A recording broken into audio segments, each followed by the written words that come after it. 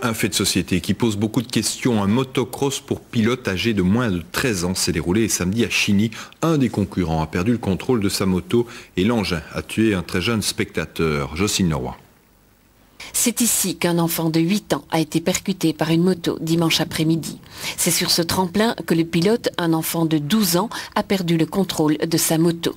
Le pilote est tombé, la moto a poursuivi sa course dans le public massé au pied du tremplin, un endroit particulièrement à risque.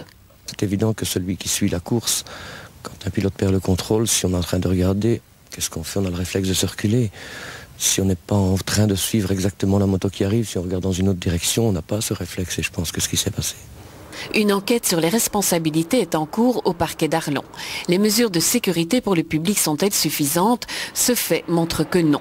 La législation prévoit que le public doit être cantonné en dehors de la piste, mais ce n'est pas assez. L'organisateur propose pour l'avenir une double limite, banderoles et barrières à 5 mètres de la piste. Je pense qu'il est impératif de ceinturer toute la piste avec des barrières nadars et si un endroit n'est pas accessible ou possible, l'interdire purement et simplement au public.